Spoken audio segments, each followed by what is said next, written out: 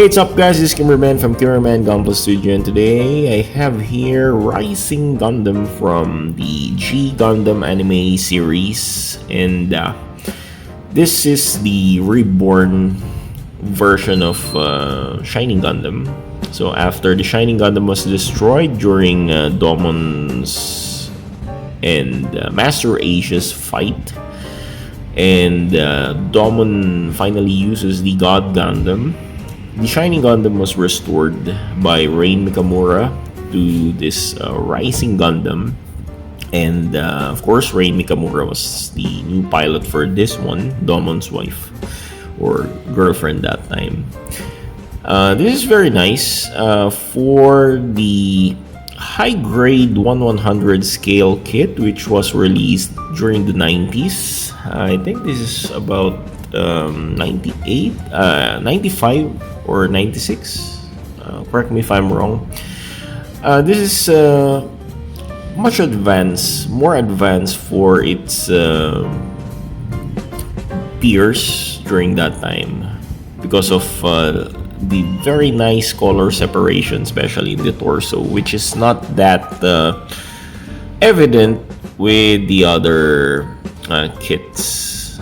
So, yun nga, hindi siya ganun ka ordinary compared with yung mga kasabayan niyang G Gundam high grade 1/100. So let's talk about the size of this kit, since this is a high grade but in a 1/100 scale. So this is like 15.5 or 16 centimeters in height. So if you're going to compare it with its original mode, the Shining Gundam. So I have here the Master Grade Shining Gundam from Bandai. You can see that even if we straighten its leg like this, Shining Gundam is still taller than the Rising Gundam. So medyo naging punggok na dito si Rising Gundam. So Shining Gundam is about 16 to 16.5 centimeters if we're going to include the crest there, compared with the Rising Gundam. Okay, and so the color separation that I'm talking about here is very nice, especially the torso part.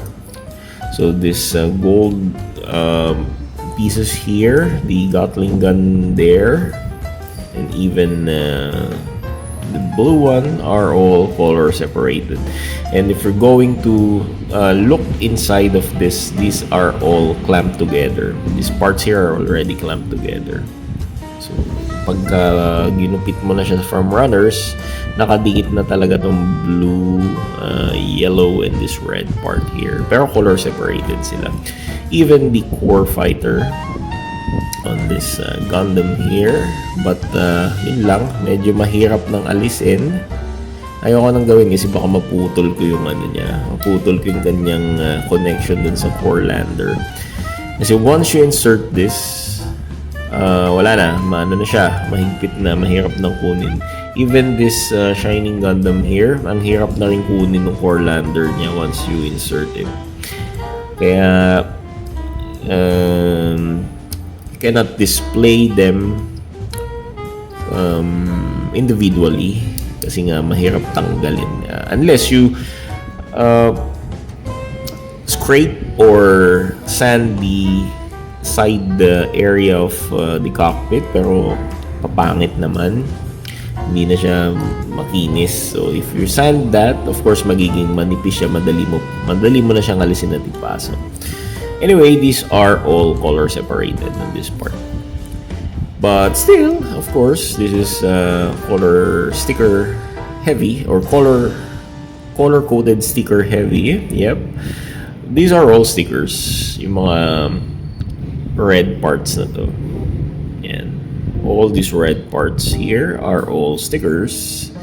And the gold part there, which is supposed to be, it's not here, pero kinabit ko lang kasi this shoulder pads here will turn into the shield like this. So supposed to be, if I'm going to use the shield, I will remove this shoulder pieces, but I don't like to do that. I like it to be more plastic packed kit. Okay, so supposed to be this is how it looks, but yep, these are all gold stickers. Yep, very cheap looking. Unless you paint this, but still I consider applying because it's sticky. I know Bandai stickers, especially the high grade ones, are sticky plastics or sticky stickers. So the paste is very sticky, will not fade away, something like that. But as much as I like, I want it to be installed. This one, the shield part, I want this to be installed like this, okay, to make it more bulky. So the arms can rotate like this. Yep, full rotation. Then the head also can turn from side to side. Then actually the poly cap and the ball joint of this head is really tight. As you can see, I'm not faking my movement here. So hindi ko siya pinipilit, and I use force just to rotate this head. Yep. Sobrang tigas ng kanyang connection. So natatakot din ako baka maputol ko yung port niya or yung peg niya.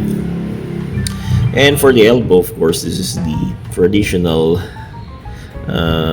polycap elbows, and the hands are the usual trigger finger hands like this, and yep, yung tatlong daliri niya dito magkadikit. Yep. The guns here, yep, very toyish. So if I were you, I will paint this, and maybe sooner I will paint this part here, this gun. Yep.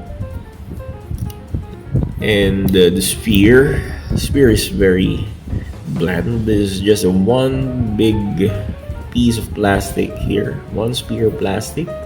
So again, if I were you, I will just paint this also, and paint some modification here also. And for the shield, I don't want to play with this shield actually. This is a shield turning to an arrow. Yep, we need to remove this part here to make this arrow or a bow. Oops. Yep. That's the thing. Okay.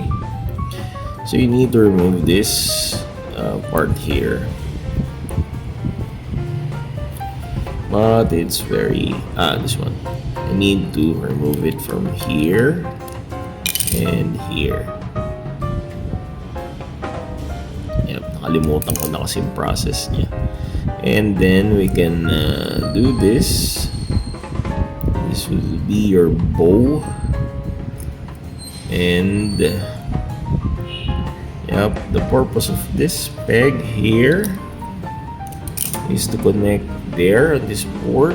And this will be adjusted like this, and this one will be inserted here like that, and so it will turn. Oops, dapat ganyan siya. It will turn like that. Okay. Oh yeah, now I get it. You need to raise this up. You need to pull this parts here. You need to pull it and make it like this. Align it like this, and so it would be like that. It should form like this, and attach it again here. Oops. And we will put the glue here to make it more tight. The pegs to make it more tight. Okay. And so it will will turn like this. Magiging ganyan siya. And it can fire beam arrows. Yes. So this is yung parang samurai na nakakapag gamit ng palaso tsaka sibat. Kulang na lang dito sword. Pero ang nakakatawa dito, may baril siya. May Uzi. Okay. So it will turn like this. Okay. So imagine she has a beam arrow, something like that. So sana meron man lang siyang arrow na included. Although I think we can use this. For example, mukha siyang arrow, di ba? Ganyan. Pack! O, di ba? Tirahin niya ng sibat, o, di ba? Ganyan na lang siya. Okay, so the legs. Let's go with the legs here. The legs is, of course, ball and socket. Traditional. Sobrang loose. Pack. And kailangan lang natin itong higpitan using Mighty Bond drying. And, yep.